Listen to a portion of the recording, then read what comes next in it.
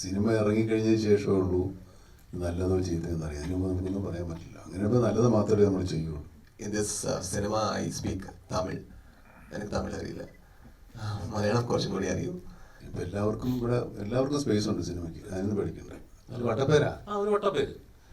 ആളുകൾ അവിടെ വേറെ സംസാരിക്കണേ, ഉത്തരം പറയുന്നുണ്ട്. നിങ്ങളൊക്കെ റിലാക്സ് ചെയ്യട്ടെ. നിങ്ങളുടെ മുഖം കാണുമ്പോൾ നമുക്ക് ടെൻഷനാവും. ഒന്ന് നിങ്ങളൊന്ന് ബ്രേക്ക് പിടി. എന്തേലും ആട്ടെ, ഇവിടെ ഇറങ്ങാൻ പോയി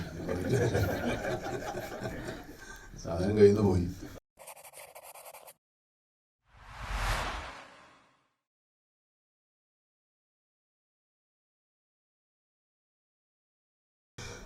ജോസിനെ അദ്ദേഹത്തിന്റെ വാക്കുകൾ, നമ്മുടെ പ്രിയപ്പെട്ട മമ്മൂക്കയുടെ വാക്കുകൾ കേൾക്കാനായിട്ടാണ് ഇവിടെ എത്തിയിരിക്കുന്നതെന്ന് എനിക്കറിയാം.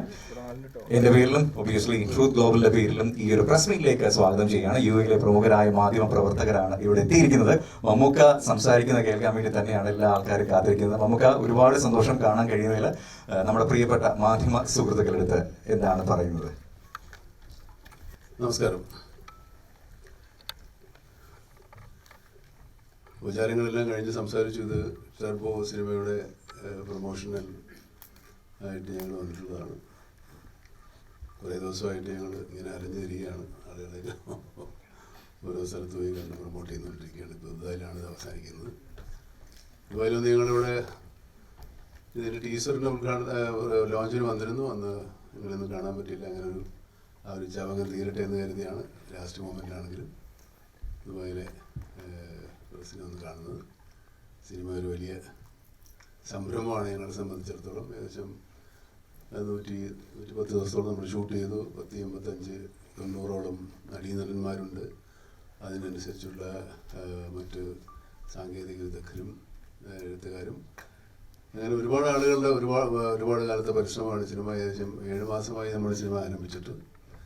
സിനിമ ഇപ്പോഴാണ് റിലീസാവാൻ വരുന്നത്. ഞങ്ങൾ മമ്മൂട്ടി കമ്പനിയുടെ 5ാമത്തെ സിനിമയാണിത്.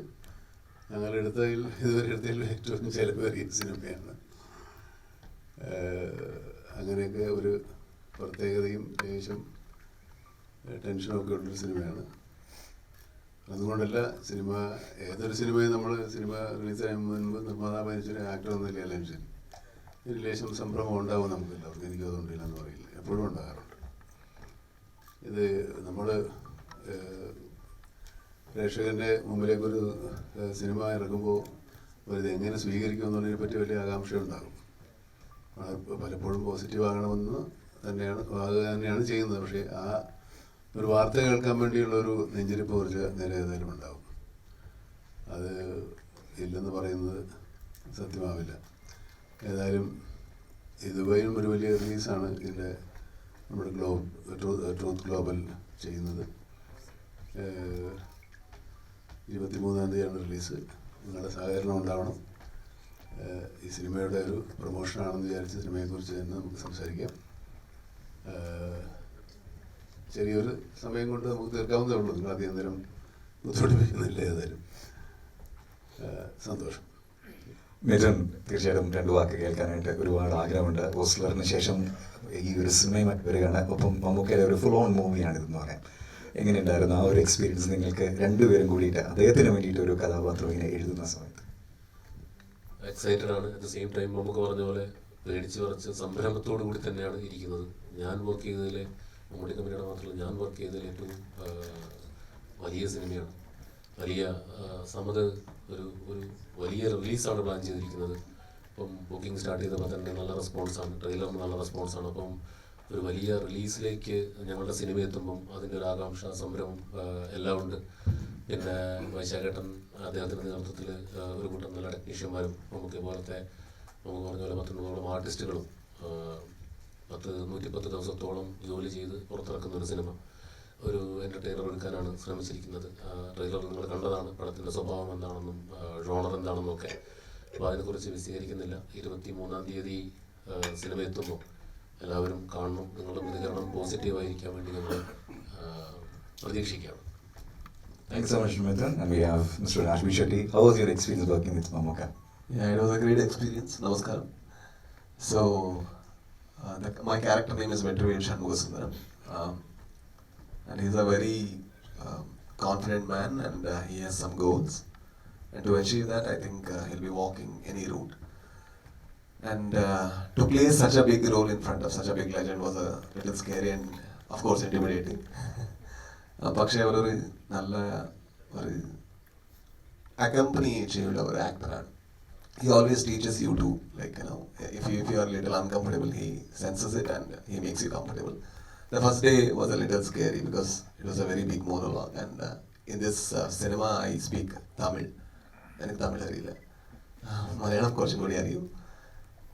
And in the last moment, actually, I by-hearted the dialogue and came to the set because I'm acting in front of him. I was already a little scared, and then suddenly director asked me to speak in Malayalam. And that was almost like, you know, one-page monologue, and sir was doing nothing in the scene, staring at me because that was his scene. Now you need to speak Malayalam in front of the legend. And I knew that, like, you know, am I speaking all right? Like, you know, is it fine and everything? And then fortunately he could sense that, like, you know, I'm a little uncomfortable and little conscious. Then he actually, you know, casually, this can be told like this can be told like this. And he guided me. And then I could sense that, he's not judging me. Now I can actually do better. So that is how, like, you know, it was a very good experience. And the whole technician list, they were very passionate. And even though I'm a director, it was a film school for me because the way they are operating, the way he had written, I was learning and observing everything because it's a big canvas. I have never worked in this big canvas. So it was a great experience. Thank you so much Anjana Jayaprakash. ഒരു huge fan base ഉണ്ട് ഹംസധ്വനിക്ക്. അതിനുശേഷം വീണ്ടും നമ്മൾ കാണാൻ വേണ്ടി പോവുകയാണ് ഈ ഒരു സിനിമയിലൂടെ. എന്താണ് അഞ്ജന ഈ ഒരു സിനിമയിൽ ചെയ്യുന്നത്? നമസ്കാരം. ഇതിലെൻ്റെ ക്യാരക്ടറിൻ്റെ പേര് ഇന്ദുലേഖ എന്നാണ്. മലയാളത്തിൽ എൻ്റെ രണ്ടാമത്തെ പടത്തിൽ തന്നെ ഇത്രയും വലിയൊരു ടീമിൻ്റെ കൂടെ, മമ്മൂക്കയുടെ കൂടെ, മമ്മൂട്ടി കമ്പനി പ്രൊഡ്യൂസ് ചെയ്യുന്ന പടത്തിൽ, മിഥുൻ ചേട്ടൻ എഴുതിയ പടത്തിൽ, വൈശാഖ് സർ സംവിധാനം ചെയ്ത പടത്തിൽ അഭിനയിക്കുക, ഇറ്റ് ഈസ് മൈ ബ്ലെസ്സിങ്. വളരെ നല്ല എക്സ്പീരിയൻസ് ആണ്. ഞങ്ങൾക്കൊരു very strong cast and crew. ട്രെയിലറിന് കിട്ടിയ നല്ല റെസ്പോൺസ്, ഞങ്ങളെല്ലാം എക്സൈറ്റഡ് ആണ്, ഞങ്ങളെല്ലാം നെർവസും ആണ്. അപ്പോൾ 23rd വെയിറ്റ് ചെയ്യുന്നു. Hopefully it will be a great film. Thank you. Right. Samad bhai ഉണ്ട്. സമദ് ഭായി, ഇപ്രാവശ്യം ഈ ഒരു സിനിമ ഒരു ഗംഭീര റിലീസാണ് നിങ്ങൾ ഇവിടെ പ്ലാൻ ചെയ്തിരിക്കുന്നത്. നമുക്കിടൊപ്പമുള്ള 10ാമത്തെ ചിത്രം പോസ്റ്ററും കൂടി ചേർന്ന് നോക്കുകയാണെങ്കിൽ 11 എന്ന് പറയാനായിട്ട് പറ്റും. എങ്ങനെയുണ്ട് ഇപ്രാവശ്യം? എന്തൊക്കെയാണ് നിങ്ങൾ മെയ് 23 ഒരുക്കിയിരിക്കുന്നത്? സമായിക്കും. നമസ്കാരം. ലോകമെമ്പാടുള്ള മലയാളികൾ, ഇന്ത്യക്കാർ, പല രാജ്യക്കാർ, എനിക്ക് പേഴ്സണലി അറിയാവുന്ന പല രാജ്യക്കാരും ഇക്കയ്ക്ക് കൊടുത്തിട്ടുള്ള, മമ്മയ്ക്ക് കൊടുത്തിട്ടുള്ള അംഗീകാരവും സ്നേഹവും, അതിൻ്റെ ഒരു നല്ലൊരു അംശം ട്രൂത്തിനും കിട്ടിയതിൽ എനിക്ക് ഒരുപാട് സന്തോഷമുണ്ട്. അപ്പോൾ ഇക്കയ്ക്ക് കൊടുത്തിട്ടുള്ള ആ അംഗീകാരവും സ്നേഹവും ഇത്രയും നാൾ നിങ്ങൾ അംഗീകരിച്ചിട്ടുണ്ട്, നിങ്ങൾ സ്വീകരിച്ചിട്ടുണ്ട്. അപ്പോൾ അത് ഇതുപോലെ തന്നെ ഈ ഞങ്ങളുടെ വലിയൊരു സിനിമയ്ക്കും ഉണ്ടാകുമെന്ന് തന്നെയാണ് ഞാൻ പ്രതീക്ഷിക്കുന്നത്. ഇൻഷാ അല്ലാഹ് അതിനു വേണ്ടിയിട്ട് നിങ്ങളോട് എല്ലാവരും റിക്വസ്റ്റ് ചെയ്യുന്നു. Thank you. റൈറ്റ്. അപ്പോൾ ടർബോയുടെ പ്രസ് മീറ്റ് ആണ് ഇതെന്നുള്ള കാര്യം നിങ്ങൾക്ക് എല്ലാവർക്കും അറിയാം. സോ നമ്മുടെ പ്രിയപ്പെട്ട മാധ്യമ പ്രവർത്തകർ ഇവിടെയുണ്ട്. നിങ്ങൾക്ക് ചോദ്യങ്ങൾ ചോദിക്കാം. Q&A session is open. എല്ലാവരും വലിയ ഗൗരവത്തിരിക്കുകയാണ്. എന്താണെന്ന് മനസ്സിലായില്ല. ചിരിക്കാം, സമാധാനമായിട്ടിരിക്കാം, നിങ്ങളൊക്കെ റിലാക്സ് ചെയ്യട്ടെ. നിങ്ങളുടെ മുഖം കാണുമ്പോൾ നമുക്ക് ടെൻഷനാവും. ഒന്ന് നിങ്ങളൊന്ന് ബ്രേക്ക് പിടിക്കും. എല്ലാവരും നമുക്കും ഒരു ടെൻഷനാവും. നമ്മൾ എന്ന് കാണുന്നവരല്ലേ. നമുക്ക് കഴിഞ്ഞ കുറച്ചു കാലമായിട്ട് പലതരം ജോണറുകളുടെ സിനിമ, അപ്പോൾ പുഴു, അതുപോലെ നൻപകൽ നേരത്തെ മയക്കം, റോഷാക്ക്, അമേരിക്ക, ഇങ്ങനെ പല ജോണറും കടന്നുപോയി അവസാനം വീണ്ടും ഒരു മാസത്തിലേക്ക് മധുരാജ് പോലെ അല്ലെങ്കിൽ കഴിഞ്ഞ ഭീഷ്മോറം പോലെ നോക്കാം. എന്തുമാത്രം പ്രതീക്ഷയുടെ ഒരു ഭാരമുണ്ട് ഇതിലേക്ക്? ഇത് ഈ പറഞ്ഞ പോലത്തെ സിനിമയൊന്നും അല്ല. മാസ് സിനിമയാണെന്ന് ഇപ്പോഴും നമുക്കൊരു ബോധ്യമായിട്ടില്ല. ഇത് വളരെ സ്വാഭാവികമായിട്ട് സംഭവിക്കാവുന്ന സിനിമയാണ്. പക്ഷേ മാസ് രംഗങ്ങളൊക്കെ ഉണ്ട്. ഇതിന് പറഞ്ഞാൽ നമ്മളിപ്പോൾ ഒരു എന്താ പറയുക, മാസ് സിനിമ ആണോ എന്താണ് ഒന്നും പറയാൻ പറ്റില്ല. കാരണം മാസിനും ക്ലാസ്സിനും അത് രണ്ടും ഇല്ലാത്ത ആളുകൾക്കും സാധാരണക്കാർക്കും പാമരനും എന്താ പറയുക പണ്ഡിതനും ഒക്കെ കാണാവുന്ന സിനിമയായിട്ടാണ് ഞങ്ങൾ ഒരുക്കിയിരിക്കുന്നത്. ഇനിയിപ്പോൾ എങ്ങനെ ഇതിൻ്റെ ആർക്കൊക്കെ ഇഷ്ടപ്പെടും ആർക്കൊക്കെ ഇഷ്ടപ്പെടില്ല എന്ന് നമുക്കിപ്പോൾ പ്രൊഡിക്റ്റ് ചെയ്യാൻ പറ്റില്ല. എന്നാലും ആളുകൾ പ്രതീക്ഷയോടെയാണ് ഇരിക്കുന്നത്. അതും ഒരു സന്തോഷവും ഒരു പേടിയുണ്ട്. എന്തേലും ആട്ടെ, ഇവിടെ ഇറങ്ങാൻ പോയി സാധനം കയ്യിൽ നിന്ന് പോയി. ഇനിയിപ്പോൾ നിങ്ങൾ അമ്പ് വില്ലിൽ നിന്ന് പുറപ്പെട്ട് കഴിഞ്ഞു. ഇപ്പോൾ അത് വരുന്നവരെ കാണട്ടെ എന്നുള്ള എനിക്കതിനെ പറ്റുള്ളൂ. അതുകൊണ്ട് ഇതുകൊണ്ടെന്നൊക്കെ പറഞ്ഞ അവസാനം അത് എവിടെയെന്ന് ചോദിച്ചാൽ നമ്മൾ ചുറ്റും. അതുകൊണ്ട് ഇന്നും പറയാതെ എന്നാലും എന്തെങ്കിലുമൊക്കെ ഉണ്ടാവും. നമ്മൾ കഷ്ടപ്പെട്ടിട്ടുണ്ട്, നല്ലോണം ശ്രമിച്ച് ട്രൈ ചെയ്തിട്ടുണ്ട്. ഈ പറയുന്ന ഈ ആർട്ടിസ്റ്റായാലും ശരി, ടെക്നീഷ്യനായാലും ശരി, മറ്റ് ഡിപ്പാർട്ട്മെൻറ്റ് എല്ലാവരും നമ്മളെ കോപ്പറേറ്റ് ചെയ്ത് കഷ്ടപ്പെട്ടു. രാത്രിയും പകലും ലൈറ്റും. സിനിമയുടെ ഒരു ഭൂരിഭാഗം നടക്കുന്ന വേദരാശിയിലാണ്. അവിടെ ഒരു രാത്രി സീനുകൾ ഒരുപാടുണ്ട്. ആളുകൾ രാവിലെ ഉറക്കം വെച്ചിട്ടുണ്ട്. പിന്നെ ഡയറക്ടർ ഇതുവരെ ഉറങ്ങിയിട്ടില്ല, എപ്പോഴും വർക്ക് ചെയ്തുകൊണ്ടിരിക്കുകയാണ്. പിന്നെ ഇദ്ദേഹത്തിന് അങ്ങനെ എഴുത്തുകാരനായതുകൊണ്ട് ഡയറക്ടർക്ക് പകരം വന്ന ആളാണ്. പരമാവധി എഴുത്തുകാരനോട് ചേർത്ത് ഡയറക്ടറെ കൂടെ ചേർത്ത് വന്നതാണ്. പിന്നെ മറ്റ് ആർട്ടിസ്റ്റുകളൊക്കെ അവിടെ പ്രൊമോഷനും കാര്യങ്ങളായിട്ട് നിൽക്കുകയാണ്. കുറച്ചൊക്കെ ഇനിയിപ്പോൾ സിനിമ നന്നായിപ്പോൾ നമുക്ക് വീണ്ടും ഇവിടെ ഒന്നുകൂടെ കാണാം. അതൊക്കെ തന്നെ ഉള്ളൂ. വേറെ ഒന്നും പറയാനുള്ള ആരോഗ്യം ഇപ്പോൾ ഇല്ല. നമസ്കാരം മമ്മുക്ക.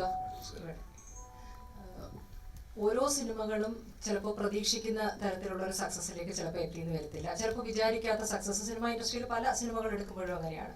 മമ്മൂക്കയെ സംബന്ധിച്ച് കഴിഞ്ഞ കുറച്ച് നാളുകളായിട്ട് റിലീസ് ചെയ്തിരിക്കുന്ന എല്ലാ സിനിമകളും പ്രേക്ഷകർ വലിയ തോതിൽ കൈനീട്ടി സ്വീകരിച്ചിരിക്കുന്ന ഒരു സാഹചര്യമാണ്. അപ്പോൾ ആ ഒരു സക്സസ്, തുടർച്ചയായിട്ടുണ്ടാകുന്ന സക്സസ് പുതിയൊരു പ്രോജക്റ്റിനെ സമീപിക്കുമ്പോൾ അത് വലിയൊരു പ്രഷറായിട്ട് മാറാറുണ്ടോ? എങ്ങനെയാണ് ആ ഒരു തുടർച്ചയായിട്ടുള്ള സക്സസ് പുതിയ സിനിമകളെ സമീപിക്കുമ്പോൾ അതിനെ എഫക്ട് ചെയ്യുന്നത്? സക്സസ് നമ്മൾ തലയിൽ കേട്ടായിരുന്നാൽ മതി. പഴയ നോർമലായിട്ടിരുന്ന ടെൻഷനൊന്നുമില്ല. ഇതിനു മുമ്പ് ഇതൊന്നും ഉണ്ടായിട്ടില്ല. ആദ്യം എടുക്കാൻ പോകുന്ന സിനിമയാണ്. ഞാൻ അഭിനയിക്കാൻ പോകുമ്പോൾ അങ്ങനെയാണ്. ഒരു ആക്ടർ എന്ന നിലയിൽ ഞാൻ അടുത്തായിട്ട് അഭിനയിക്കാൻ പോകുന്നത് എൻ്റെ ആദ്യത്തെ സിനിമ. അങ്ങനത്തെ ഒരു ഫീലിംഗ് ഉള്ളു. അത്രയും സ്ട്രെയിനും എഫർട്ടും ആശങ്കകളൊക്കെ ഉള്ള ആളാണ്. സിനിമ സക്സസ് ആകുക, സക്സസ് ജീവിതത്തിലും നമ്മുടെ പരാജയങ്ങളും വിജയങ്ങളും ജീവിതത്തിലും ഉണ്ടാവും. അത് സിനിമ എപ്പോഴും ഉണ്ടാവും. ഞാനിപ്പോൾ 42 400 സിനിമകൾ അഭിനയിച്ചത് എല്ലാം സക്സസ്ഫുൾ അല്ല, എല്ലാം ഫെയിലിയറും അല്ല. അപ്പോൾ അതൊക്കെ നമ്മുടെ ജീവിതത്തിൽ ഉണ്ടാകുന്ന പോലെ തന്നെ സിനിമയിലും ഉണ്ടാവും. ഇപ്പോൾ നമ്മൾ അങ്ങോട്ട് മുന്നോട്ട് പോയാലേ പറ്റുള്ളൂ. സിനിമ അല്ലാതെ വേറെ വഴിയില്ല. സിനിമ എടുക്കുകയോ അഭിനയിക്കുകയോ ചെയ്യണം. അത് ഓടുകയില്ല എന്നുള്ള ആലോചിച്ചിട്ട് നമ്മൾ വീട്ടിലിരിക്കാൻ പറ്റില്ല. എന്തെങ്കിലുമൊക്കെ ചാവട്ടെ എന്ന് വിചാരിച്ചാൽ ഇറങ്ങല്ലേ. നിങ്ങളൊക്കെ നമ്മളെല്ലാം അങ്ങനെയാണ്. ജീവിതം അങ്ങനെയാണ് നമ്മളെ പഠിപ്പിച്ചിരിക്കുന്നത്. മുന്നോട്ടുള്ള യാത്രയിൽ ഒരുപാട് പ്രതിസന്ധികളോ വിജയങ്ങളൊക്കെ ഉണ്ടാകാം. അത് നിങ്ങളെ സന്തോഷിപ്പിക്കുകയും ആവേശം കൊള്ളിപ്പിക്കുകയും സങ്കടപ്പെടുത്തുകയും നിരാശപ്പെടുത്തുകയും ചെയ്താൽ പോലും നമ്മുടെ ജീവിതം മുന്നോട്ട് തന്നെ പോവുകയാണ്. ഞാൻ ഒരുപാട് ഫിലോസഫിയായിട്ട് പോയത്. പണ്ട് ബാനറുകൾ നോക്കിയിട്ടായിരുന്നു എല്ലാവരും സിനിമക്ക് പോയിരുന്ന ഒരു കാലം ഉണ്ടായിരുന്നല്ലോ. അതിപ്പോ വീണ്ടും തിരിച്ചു വരുന്നത് പോലെയാണ് തോന്നുന്നത്. ഇപ്പോൾ മമ്മൂട്ടി കമ്പനി സിനിമ എല്ലാവർക്കും ഒരു പ്രതീക്ഷയുണ്ട്. അതുപോലെ അതെ, മമ്മൂട്ടി കമ്പനി എന്ന് പറഞ്ഞ എൻ്റെ പേര് ഉപയോഗിച്ചിട്ടുണ്ട് അതിനകത്ത്. പക്ഷെ ആ ഒരു വലിയ ബാധ്യതയുണ്ട് സിനിമയ്ക്ക്. എന്ന് വെച്ചാൽ ഈ ആളുകളുടെ നമ്മുടെ കുറച്ച് നല്ല സിനിമകളിലൊക്കെ അഭിനയിച്ചിട്ടുണ്ടല്ലോ ഈ കൂടെ. അപ്പോൾ അതുപോലെ നമ്മൾ ഇറക്കുമ്പോൾ നമ്മൾ നല്ല സിനിമകളായിരിക്കും എന്നുള്ളൊരു പ്രതീക്ഷയുണ്ട്. അതും ഒരു വലിയ ചുമതലയാണ്. ബാധ്യതയാണെന്ന് ഞാൻ പറയുന്നത്. ഒരു ചുമതലയായിട്ടാണ് ഞാൻ കണക്കാക്കുന്നത്. അത് നന്നാക്കി എടുക്കുന്ന ഒരു ചുമതലയുണ്ട് എനിക്ക്. കാരണം വിശ്വാസമുള്ളത് കൊണ്ടാണല്ലോ നമ്മളോട് അടുത്ത് വരുന്നത്. വിശ്വാസം നമ്മുടെ ബാധ്യതയല്ല. അപ്പോൾ നമ്മൾ അവരോട് ചുമതലയാണ് നന്നാക്കി എടുക്കുന്നത്. അതിനുള്ള ശ്രമങ്ങളൊക്കെ നമ്മൾ നടത്തുന്നുണ്ട്. ഈ പറയുന്ന പോലെ അത്യാവശ്യം ഞാനും ഒക്കെ കളിക്കുന്നുണ്ട്. ആ പ്രവണത ഇപ്പൊ പുതിയതായിട്ട് വരുന്ന ബാനറുകൾക്ക് ഒരു പ്രശ്നമല്ല. അല്ല, അങ്ങനത്തെ പ്രശ്നമൊന്നുമില്ലെന്നേ. നമ്മൾ ഇപ്പോൾ ആളുകൾ ഇറങ്ങുമ്പോഴേ സിനിമയെ പറ്റിയുള്ള ഒരുവിധം എല്ലാ ഹിസ്റ്ററിയും പ്രൊഫൈലും ഒക്കെ അറിയാം. അപ്പോൾ ഇന്നതുപോലെ ആയിരിക്കുന്ന ആൾക്കാർക്ക് അത്യാവശ്യമൊക്കെ പ്രൊഡിക്റ്റ് ചെയ്യാവുന്നേ ഉള്ളൂ. ബാനർ വാല്യൂ ഒക്കെ ഉണ്ട്, ഇല്ലെന്നല്ല. പണ്ടും ഉണ്ട്, ഇപ്പോഴും ഉണ്ട്. പക്ഷെ എന്നാലും അതിൻ്റെ പുറകെ പ്രവർത്തിക്കുന്ന ആൾക്കാർക്ക് അറിയാത്തൊരു ബാനറി വന്നാലും വരില്ല. ഇപ്പോൾ ഒരു വലിയ സംവിധായകനും അതുപോലെ നടീനന്മാരൊക്കെ വന്നാലും ബാനർ പിന്നീട് രണ്ടാമതേ വരുള്ളൂ. പക്ഷെ ബാനറിനകത്ത് ചിലപ്പോൾ ഈ നടീനന്മാരില്ലെങ്കിൽ ചിലപ്പോൾ ആൾക്കാർ സിനിമ കാണാൻ പോകും. അങ്ങനെയുണ്ട്. നമുക്ക് സാധാരണ ഉള്ളതിലും ഭയങ്കരമായിട്ട് എനർജിയിലാണ് നമുക്ക് ഇവിടെ നിൽക്കുന്നത്. ഹലോ, സന്തോഷം. എനിക്ക് ഞാൻ പേടിച്ചാ വന്നത്. അല്ല, കഴിഞ്ഞ തവണയൊക്കെ കണ്ടതിനേക്കാൾ കൂടുതൽ എനർജി നമുക്കിവിടെ മുഖത്ത് കാണുന്നുണ്ട്. ഓ, താങ്ക് യു. മിഥുനോടാണ്. പിന്നെ മിഥുൻ, ഈ സിനിമയിൽ മമ്മൂക്കയുടെ ഫൈറ്റ് സീനുകൾ അതുപോലെ തന്നെ മറ്റു ആക്ഷൻ സീനുകളൊക്കെ ഭയങ്കര എനർജിയാണ് കാണാനുള്ളത്. ഇപ്പോൾ ട്രെയിലർ കണ്ട സമയത്തൊക്കെ. അപ്പോൾ ഇതിൽ മിഥുനായിട്ട് എന്തെങ്കിലും എക്സ്ട്രാ എഫേർട്സ് എടുത്തിട്ടുണ്ടോ? മമ്മൂക്കയുടെ ഒരു നടൻ എന്നുള്ള നിലയ്ക്ക് മിഥുൻ്റെ മുന്നിലുള്ള വെല്ലുവിളികൾ എന്തൊക്കെയായിരുന്നു? ഞാൻ സത്യം പറഞ്ഞാൽ മമ്മൂട്ടി കമ്പനിയുടെയും മമ്മൂട്ടിയുടെയും വൈശാഖേട്ടൻ്റെയും പുറകിൽ ഒളിച്ചു നിൽക്കുന്ന ഒരാളാണ്. റിയാലിറ്റി അതാണ് സത്യം. കാരണം നമ്മൾ എഴുതി കൊടുത്ത് ഇവിടെ ഒരു ആക്ഷൻ സംഭവിക്കുന്നു, അതിൻ്റെ പ്രീയും അതിൻ്റെ പോസ്റ്റും അല്ലേ നമുക്ക് എഴുതാൻ പറ്റുള്ളൂ. അപ്പോൾ ഈ ആക്ഷൻ ഇങ്ങനെ ഒരു സിറ്റുവേഷൻ സംവിധായകന്റെ പ്രതിനിധിയായി വന്നു. കുഴപ്പമില്ല, പറയാം. അപ്പോൾ അങ്ങനെ എഴുതി കൊടുക്കുമ്പോൾ ഒരു സംവിധായകൻ കൂടെയാണ്. അതെ. അപ്പോൾ ഇത് നമ്മൾ എഴുതി കൊടുക്കുന്നു, നമുക്ക് അതിനടുത്ത് പറയുന്നു, വൈശാഖ് സ്ക്രിപ്റ്റ് ലോക്ക് ചെയ്തതിന് ശേഷം ഈ ആക്ഷൻ സീക്വൻസ് അദ്ദേഹമാണ് ഡിസൈൻ ചെയ്തത്. അപ്പം വൈശാഖേട്ടനും ഷമീർ മുഹമ്മദും നമ്മുടെ സ്റ്റണ്ട് മാസ്റ്റർ ഫീനിക്സ് ലോഗും എല്ലാം ചേർന്ന് നമ്മൾ കുറച്ച് റിഹേഴ്സ് ചെയ്ത് ഇത് ഫൈറ്റ് ഷൂട്ട് ചെയ്ത് ശേഷം മമ്മൂക്കെ കൊണ്ടുവന്ന് കാണിച്ച് ഇത് ഇങ്ങനെയൊക്കെയാണ് നമ്മൾ എടുക്കാൻ പോകുന്നത്. മമ്മൂക്ക് അതിന് വേണ്ടി വളരെ ആവേശത്തോടു കൂടി നന്നായി കഷ്ടപ്പെടുക എല്ലാവരും കൂടി ചെയ്തതാണ് ഇതിലെ ഫൈറ്റ് സീക്വൻസ്. അപ്പോൾ അതിൽ ഫൈറ്റ് നമ്മൾ നേരത്തെ ഷൂട്ട് ചെയ്തിട്ടുണ്ട്, ഞാനില്ലാതെ. നമ്മൾ ആ ബാക്കിയുള്ളെല്ലാം ഡമ്മി ആക്ടേഴ്സിനെ വെച്ച് ഷൂട്ട് ചെയ്തിട്ടാണ് ആ സീനുകളാണ് ഷൂട്ട് ചെയ്യുമ്പോൾ നമുക്കറിയാം ഇനി അടുത്ത് വരാൻ പോകുന്നത് എന്താണ്, നമുക്ക് അടുത്ത ഷോട്ട് എന്താണെന്ന് നമുക്കറിയാം. അപ്പോൾ ഒരുപാട് എക്സസൈസോ പ്രാക്ടീസോ ഒക്കെ അധികം വേണ്ടി വന്നില്ല, ഇങ്ങനെ കിടകിടാന്ന് എടുക്കും. പക്ഷേ 1-2 പ്രാവശ്യം ഒന്നും എടുത്താൽ ഫൈറ്റൊന്നും അത്ര ശരിയാവും. നന്നായി കഷ്ടപ്പെട്ടിട്ടുണ്ട്. അതാണ് നിങ്ങൾ കാണുന്നത് ആ ആക്ഷൻ സീക്വൻസിൽ എനർജിയൊക്കെ നമ്മളിപ്പോൾ ഡിസൈൻ ചെയ്ത് കൊണ്ടുവന്ന ഇദ്ദേഹം അത് വളരെ കഷ്ടപ്പെട്ട് എല്ലാവരും ചേർന്ന് ചെയ്തതാണ്. അപ്പം പ്ലാനിങ് ഉണ്ടായിരുന്നു അതിൻ്റെ പുറകെ. അതുപോലെ തന്നെ ഇപ്പോൾ താങ്കളുടെ ഇപ്പോൾ കഴിഞ്ഞ കുറേ സിനിമകൾ താങ്കൾ ബാക്ക് ചെയ്ത ഒരുപാട് സിനിമകൾ ഇപ്പം സസ്പെൻസ് ത്രില്ലറാണ്. അതുപോലെ തന്നെ ഇപ്പോൾ ടെർബോ പോലെയുള്ള സിനിമകളാണ്. ആട് പോലെയുള്ള ഒരു സിനിമ ഇനി തീർച്ചയായും അനൗൺസ് ചെയ്തല്ലോ. അടുത്ത് ഞാൻ സംവിധാനം ചെയ്യുന്ന അടുത്ത സിനിമ ആട് 3 ആയിരിക്കും. ഓക്കെ, അടുത്ത് വരും. ഇപ്പോൾ ഇവിടെ ടെർബോ തന്നെ ഇപ്പം ഓവർസീസിലൊക്കെ വ്യാപകമായി റിലീസ് ചെയ്യുന്നുണ്ട്. ജർമ്മനിയിൽ വലിയ കൂടുതൽ തിയേറ്ററുകൾ ഷോകളൊക്കെ ഉണ്ട് എന്ന് പറയുന്നുണ്ട്. നമ്മളിപ്പം മലയാള സിനിമയുടെ ഈ 2024 ഫസ്റ്റ് ക്വാർട്ടറിൽ എത്തുമ്പോൾ തന്നെ 1000 കോടിയുടെ കണക്കുകളൊക്കെ വരുന്നുണ്ട്.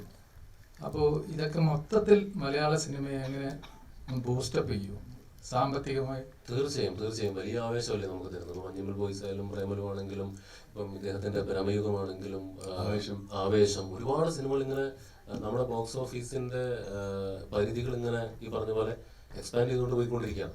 അപ്പോൾ അത് ഇനി നമ്മൾ ചെയ്യുന്ന സിനിമകൾക്കും പിന്നാലെ വരുന്ന സിനിമാ പ്രവർത്തകർക്കും മറ്റു ഭാഷയിൽ നമ്മുടെ സിനിമകൾ സ്വീകരിക്കപ്പെടുക എന്നൊക്കെ പറയുന്നത് ഒരു വലിയ എനർജി തന്നെയാണ്. പിന്നെ ഇൻഡസ്ട്രിയിൽ പണം വന്ന് വീഴുക എന്ന് പറയുന്നത് എന്തുകൊണ്ടും തിയേറ്റർ വ്യവസായത്തിനും നടീനടന്മാർക്കും ടെക്നീഷ്യന്മാർക്കും എഴുത്തുകാർക്കും എല്ലാവർക്കും നല്ലതല്ലേ.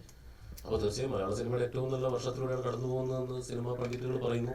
അത് ഒരുപാട് സന്തോഷം. ഇതിങ്ങനെ എല്ലാ വർഷവും ആവർത്തിക്കട്ടെ എന്ന് ആഗ്രഹിക്കുന്ന ഒരാളാണ് ഞാൻ. നമ്മുടെ സിനിമ മാത്രമല്ല എല്ലാവരുടെ സിനിമകളും വലിയ വിജയങ്ങളാവട്ടെ, പ്രേക്ഷകർ നിരന്തരം തിയേറ്ററുകളിലേക്ക് എത്തട്ടെ, മറ്റു ഭാഷകളിൽ മലയാള സിനിമ ഇപ്പോൾ സ്വീകരിക്കപ്പെട്ടതിൽ കൂടുതൽ സ്വീകരിക്കപ്പെട്ടെ എന്നുള്ളതാണ് നമ്മുടെ ആഗ്രഹം. അത് ഇനിയിപ്പം ആ ലെവലിലൊക്കെ ആയിരിക്കും ആൾക്കാർ പ്രൊജക്റ്റുകൾ ഡിസൈൻ ചെയ്തുകൊണ്ട് വരിക. നല്ലതാണ്. എന്തുകൊണ്ട് ടെർബോയോടൊപ്പം തന്നെ ചെറിയ സിനിമകൾ ചെറുതെന്ന് പറയാൻ പറ്റില്ല, എന്നാൽ മറ്റ് ചില സിനിമകളും പേടിയോടുകൂടി തന്നെയാണ് റിലീസ് ചെയ്യാൻ പോകുന്നത്. അവർ പറയുകയും ചെയ്തു. പിന്നെ മമ്മൂക്കയുടെ സിനിമ വരുന്നുണ്ട്, അപ്പോൾ അതിനോടൊന്നും നമുക്ക് ഫൈറ്റ് ചെയ്യാൻ പറ്റില്ല. അങ്ങനെയൊന്നും നമുക്ക് പറ്റില്ലെന്നേ.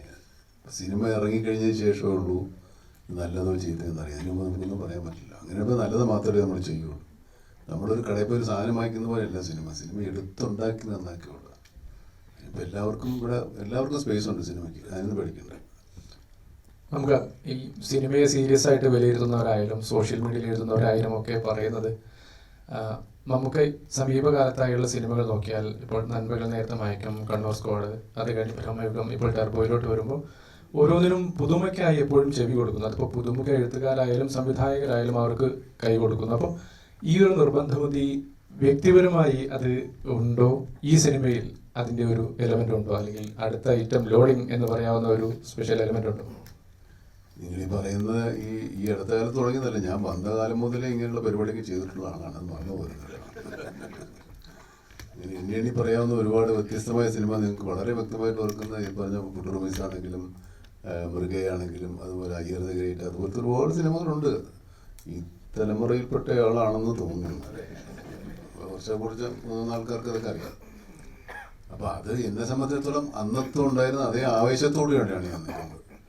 അന്ന് നമുക്കെല്ലാം നമ്മുടെ ആഗ്രഹത്തിനൊത്ത് ചെയ്യാൻ പറ്റിയില്ലെങ്കിലും ഇപ്പോൾ ഇങ്ങനെ അങ്ങനെ ഒരു സൗകര്യം നമ്മുടെ അടുത്ത് വരുന്ന ആൾക്കാർക്കും നമുക്കും അങ്ങനെ ചെയ്യാനുള്ളൊരു സാഹചര്യം ഉണ്ട്. അത് നമ്മൾ ഉപയോഗപ്പെടുത്തുകയാണ്.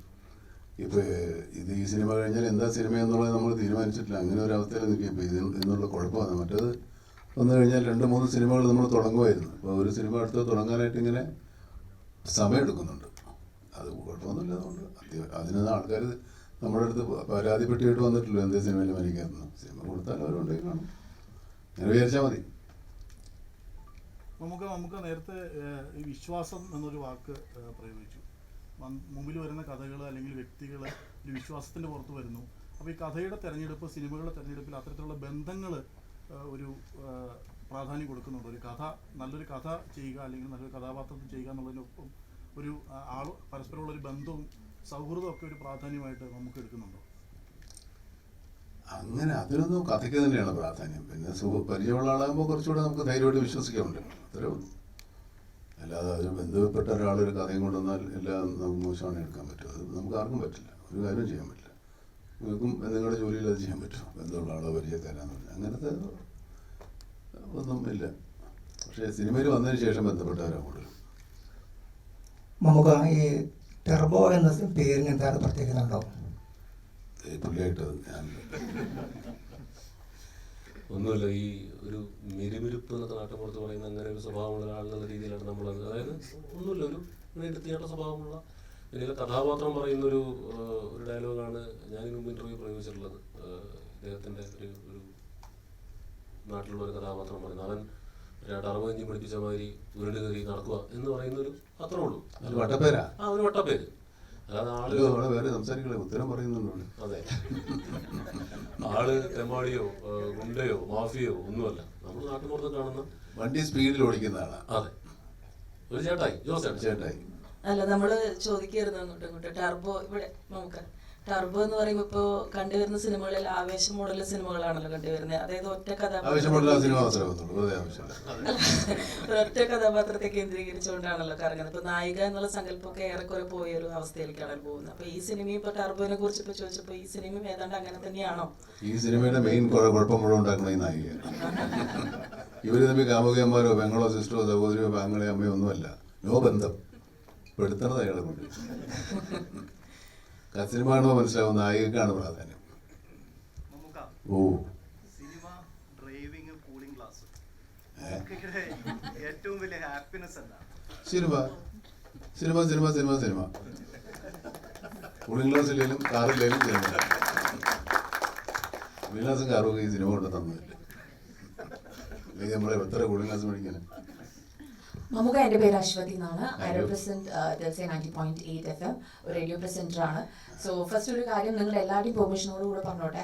മുമ്പ് മമ്മുക്കയുടെ ഇൻ്റർവ്യൂവിൽ തന്നെ ഞാൻ കേട്ടിട്ടുണ്ട്, അതായത് നമ്മളൊരു കാര്യം ഒരുപാട് ആഗ്രഹിക്കുകയാണെങ്കിൽ, നമ്മൾ ഒരുപാട് അതിനുവേണ്ടി ഡ്രീം ചെയ്യുകയാണെങ്കിൽ ഇറ്റ് വിൽ റിയലി ഹാപ്പി എന്നുള്ളത്. And now I am sitting in front of you. വേറെ വലിയ ആൾക്കാർ പറഞ്ഞാണ് മമ്മുക്ക പറഞ്ഞിട്ടുണ്ട്. And I am sitting in front of you. അതുപോലെ മമ്മുക്ക ഇപ്പൊ എന്നെ നോക്കുകയാണ്, ഞാൻ മമ്മുക്കനെ നോക്കുകയാണ്. You hearing me. സത്യം പറഞ്ഞാൽ അടുത്തിരിക്കുന്ന നിങ്ങൾ ഓരോരുത്തരും ഭയങ്കര ബ്ലെസ്ഡ് ആണ്. ആൻഡ് ഐ ഷുഡ് താങ്ക് സമദിക, truth global films and my organisation as well for organising this ടർബോയുടെ ഒരു പ്രസ് മീറ്റ് ഓർഗനൈസ് ചെയ്തതിന്. സോ മമ്മുക്ക, എനിക്ക് ചോദിക്കാനുള്ള ക്വസ്റ്റ്യൻ എന്ന് പറഞ്ഞു കഴിഞ്ഞാൽ, ഇപ്പം നമ്മൾ നോക്കുകയാണെങ്കിൽ നേരത്തെ പറഞ്ഞതുപോലെ തന്നെ മലയാള സിനിമ ഇസ് ചേഞ്ചിങ്. ഇപ്പം ഒരു നായിക പ്രാധാന്യമില്ല, അല്ലെങ്കിൽ നായിക ഇല്ലാത്തൊരു മൂവി ആണെങ്കിലും, അതല്ലെങ്കിൽ ഇപ്പം 3 ക്യാരക്ടേഴ്സ് ഉള്ള ഒരു നമ്മുടെ ബ്രഹ്മയുഗം പോലത്തെ മൂവി ആണെങ്കിലും, അതല്ല ഈവൻ സോങ്സ് ഇല്ലാത്ത മൂവി ആണെങ്കിൽ പോലും നമ്മുടെ Malayali audience V accept those kind of movies. അതേപോലെ തന്നെയാണ് ഇപ്പോൾ as an audience that's what I feel.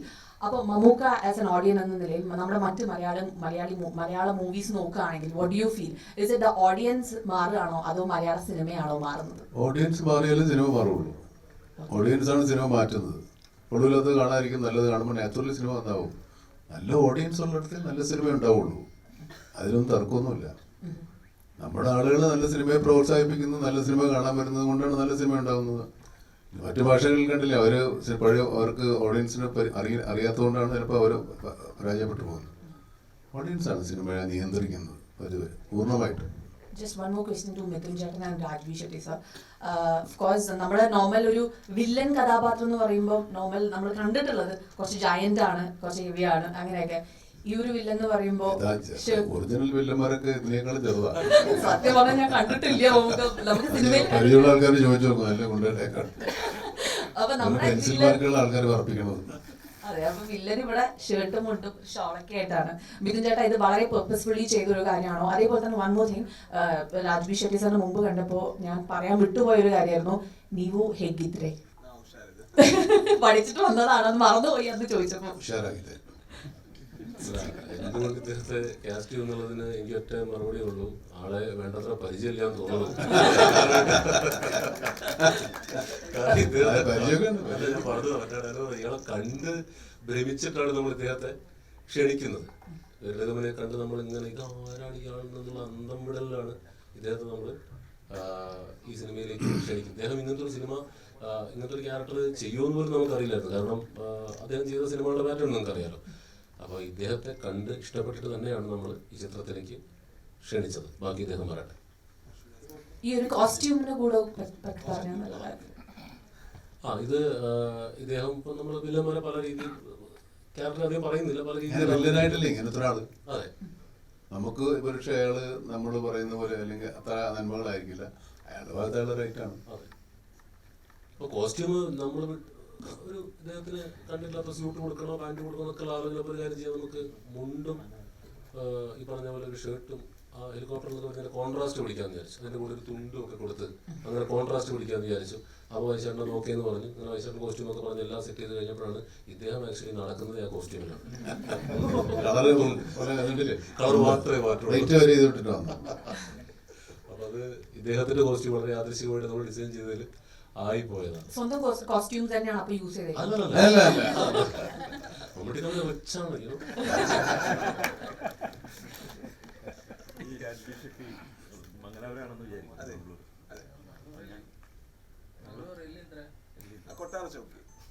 ഒരു വാക്ക് പഠിച്ച് കംപ്ലീറ്റ്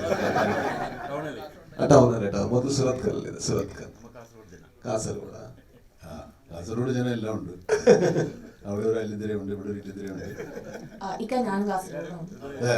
ഇനിയിപ്പോ എല്ലാരും കൂടെ കാസർഗോഡേക്ക് പോലെ. ഞാൻ കന്നഡ സിനിമ കുറെ കണ്ടിട്ടുണ്ട്. മിക്കതും കമേഴ്സ്യൽ സിനിമകളായിരുന്നു അന്ന് കണ്ടിരുന്നത്. എനിക്ക് തോന്നുന്നത് ഉപേന്ദ്രയുടെ ഓമാണ് ആ ഒരു കാലത്ത് ചെറിയൊരു മാറ്റം വരുത്തിയ ഒരു സിനിമയായിട്ടാണ് തോന്നിയത്. പിന്നീട് നിങ്ങളുടെ രജനീഷ് ഷെട്ടിയുടെ ഋഷഭ് ഷെട്ടിയുടെ സിനിമയാണ് ഒരു മൊട്ടൈ കഥ ആണ് താങ്കൾ ആദ്യമായിട്ട് വന്നതെന്ന് എനിക്ക് ഓർമ്മയുണ്ട്. അപ്പോൾ ഈ ഒരുപാട് മാറ്റങ്ങൾ ഇപ്പോൾ കന്നഡ സിനിമയിൽ ഉണ്ടായല്ലോ, അത് എങ്ങനെയാണ് നോക്കിക്കാണുന്നത്? അതിനു മുമ്പ് ആക്ച്വലി പവൻ കുമാർ ഒരു പടം ചെയ്തിട്ടുണ്ട്, ലൂസിയ പറഞ്ഞിട്ട്. പിന്നെ ഹേമന്ത് റാവു ഗോതിമണ സാധനമായിക്കോട്ട് ചെയ്തിട്ടുണ്ട്. പക്ഷെ എന്താ വെച്ചാൽ ഇപ്പോൾ we3, Rakshit, Rishabh and me, we are actor and directors and writers. That is the reason we get a lot of credit that we don't deserve, because others have worked also. But we get the credit because actors, because that's a industry where actors get a little more importance than the other technicians. I think it's because when people from non-filmy background come to the industry, they have a original or new story to tell because of the place they are from and because of the culture they have lived in, and they believe in it and the stories change. I think that is one reason maybe presently the changes are coming. I don't think that's we can do better. We can do a lot more aggressively in writing and everything, but yeah, we need a little time. How far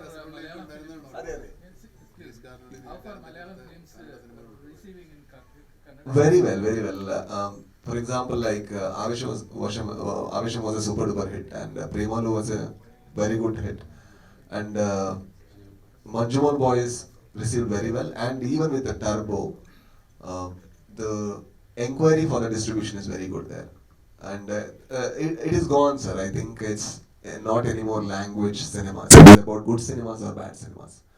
If it is good, it will be received in Chennai and Telugu speaking states as well. So if it is bad, it is not at all received in your own state. I think that is the only criteria right now. Hi Anjana, എൻ്റെ question അഞ്ജനയോട്. Hi മേഘ. അഞ്ജന, ഇപ്പോൾ ഫഹദ് കഴിഞ്ഞു, next നമ്മുടെ മെഗാസ്റ്റാറിനോടെയാണ് ഒരു movie എന്ന് പറയുന്നത്. അഞ്ജനയെ സംബന്ധിച്ചിടത്തോളം അതൊരു acting experience ആണ്. എങ്ങനെയുണ്ടായിരുന്നു ടർബോയിൽ ആക്ടിങ് എക്സ്പീരിയൻസ് വിത്ത് മെഗാസ്റ്റാർ? എവിടുന്ന് തുടങ്ങണ്ടെന്ന് ആലോചിക്കുക. ഓഫ് കോഴ്സ് എല്ലാ മലയാളികളെ പോലെയും ഷാജ 12th വരെ ഷാജയിലായിരുന്നു പഠിച്ചതും. എല്ലാ ആക്ടേഴ്സിൻ്റെ ഡ്രീമാണ് ഒരു മമ്മൂക്കയുടെ കൂടെ അഭിനയിക്കുക, ഇത്രയും സീനിയോറിറ്റി, ഇത്രയും ലെജൻഡറി ആക്ടറിൻ്റെ കൂടെ അഭിനയിക്കുക. ഫസ്റ്റ് മീറ്റ് ചെയ്യുമ്പോൾ ഒരു സ്റ്റാർ സ്ട്രക്ക് ആ ഒരു ഫീലിംഗ് ഉണ്ടായിരുന്നു. കാരണം നമ്മളെല്ലാ മലയാളികളും ചെറുപ്പം തൊട്ട് കണ്ടു വളർന്ന ഒരാളാണ്. പക്ഷേ ആക്ടിങ് സീൻസിലോട്ട് നമ്മൾ സീൻസ് സ്റ്റാർട്ട് ചെയ്യുമ്പോൾ ജോസും ഇന്ദുലേഖയും ആയി മാറി. അപ്പോൾ ഞാൻ രാജു പറഞ്ഞ പോലെ തന്നെ നമുക്ക് എല്ലാ ആക്ടേഴ്സിനെയും കംഫർട്ടബിൾ ആക്കുന്ന ഒരു ആളാണ്, സജഷൻസ് പറയുന്ന ഒരാളാണ്. ഇപ്പോൾ ലുക്സ് സസ്റ്റെയിൻ ചെയ്യുക, അല്ലെങ്കിൽ ഡയലോഗ് കുറച്ചുകൂടെ നീട്ടി പറയുക, അങ്ങനത്തെ കുറേ കാര്യങ്ങൾ പറഞ്ഞു തരുന്ന ആളാണ്.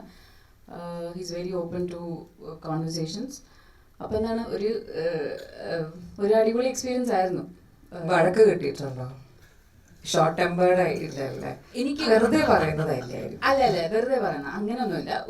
ഒരു ക്ലൈമാക്സ് ഒരു പോർഷനിൽ എനിക്ക് ചെറിയ പിച്ചെന്ന് പറയാനല്ലേ, ഇങ്ങനെ ഇങ്ങോട്ട് നോക്കാനല്ലേ പറഞ്ഞത്, എന്തിനാ അങ്ങോട്ട് നോക്കി, അങ്ങനെ ഒരു Mine is different.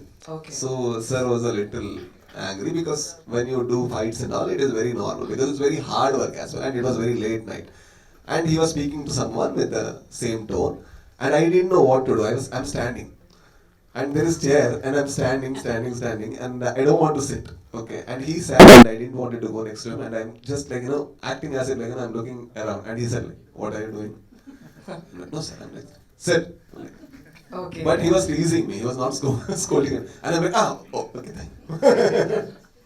മിഥുന് കിട്ടി, ഇനി സിനിമ കഴിഞ്ഞിട്ടായിരിക്കും. And one more question. പറയാനാണോ? പറഞ്ഞു. വേറൊരു കാര്യം, ഇപ്പൊ നിങ്ങൾ ഈ പുതിയ ആളുകളോടൊക്കെ മമ്മൂക്കയോടുള്ള അഭിനയം എങ്ങനെ ഉണ്ടായിരുന്നു ചോദിക്കുമ്പോൾ നിങ്ങൾ മനസ്സിലാക്കേണ്ട ഒരു കാര്യം, മറ്റേ പുതിയതായിട്ട് ഒരു ക്യാമ്പസിലേക്ക് വരുമ്പോഴത്തേക്കും അവരെ റാഗ് ചെയ്യാൻ നിൽക്കുന്ന സീനിയറിനെ പോലെ നിൽക്കുന്ന ഒരാളൊന്നുമല്ല മമ്മൂക്ക. ഇവരെ പരമാവധി ഇവർ പറഞ്ഞ പോലെ പ്രോത്സാഹിപ്പിച്ച് അവർക്ക് ധൈര്യം കൊടുത്ത് അവരുടെ മാക്സിമം ഔട്ട് കംഫർട്ടബിൾ ആയിട്ട് എടുക്കാൻ ശ്രമിക്കുന്ന ഒരാളാണെന്ന് മാത്രം ഇവിടുന്ന് പറയുകയാണ്. ഇവരെ കൂടെ അഭിനയിച്ചപ്പോ എന്റെ എക്സ്പീരിയൻസ് എന്താ ചോദിക്കുന്നത്? ഞാനത് ചോദിക്കാൻ റിവേഴ്സ് ചെയ്യാൻ വരികയായിരുന്നു. എങ്ങനെ ഉണ്ടായിരുന്നു മമ്മൂക്ക ഇവരുടെ കൂടെ അഭിനയിച്ചപ്പോഴത്തേക്കും? നല്ല സ്വീറ്റ് ആൾക്കാർ, നല്ല ആൾക്കാരാ, ഒരു ജാടയുമില്ല, ഒരു അഹങ്കാരമില്ല,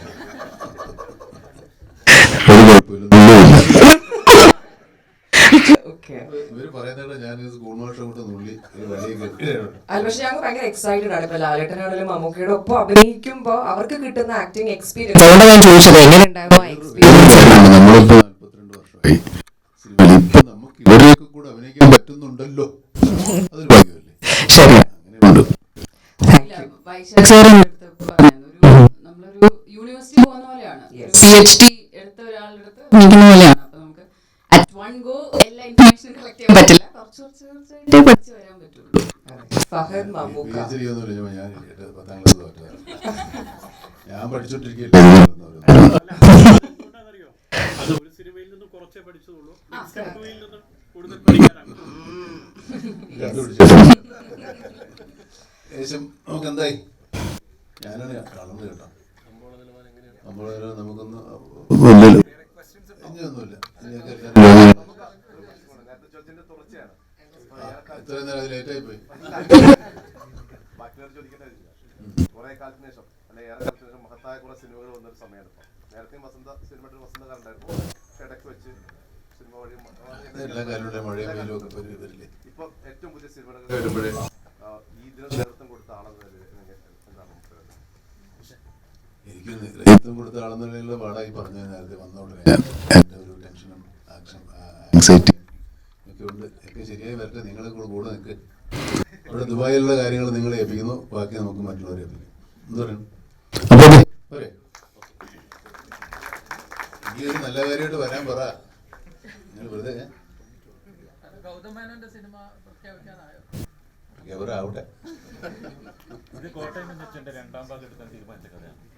അല്ലല്ല, കോട്ടയം ഇനിയിപ്പോ 10-20 കൊല്ലമായില്ലേ, എടുക്കാൻ പറ്റും. പിന്നെ ഒരു ലൈൻ ഞാൻ എണീറ്റു.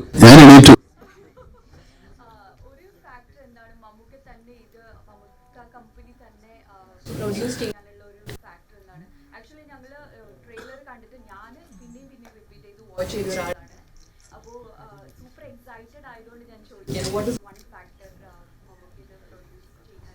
പ്രത്യേകിച്ച് കാര്യമല്ല, നമ്മളൊരു പ്രൊഡക്ഷൻ കമ്പനി കുറെ ആൾക്കാരൊക്കെ ഉണ്ട്, അപ്പൊ അവർക്കൊരു പണി വേണ്ടേ, പിന്നെ എനിക്കും ഒരു പണി വേണ്ടേ.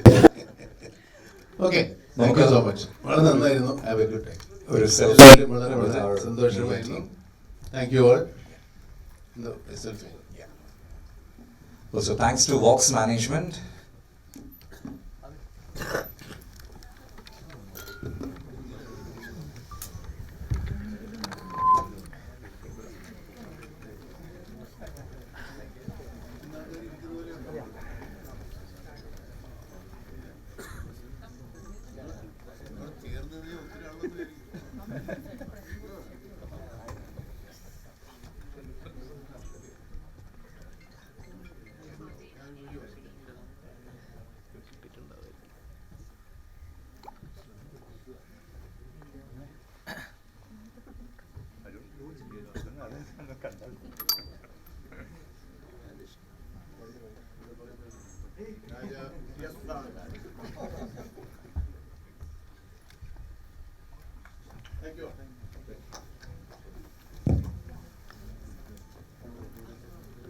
Thank you so much every one. ഒരിക്കൽ കൂടി വോക്സ് മാനേജ്മെന്റിനടുത്തും ഒരു വലിയൊരു താങ്ക്സ് അറിയിക്കുകയാണ്.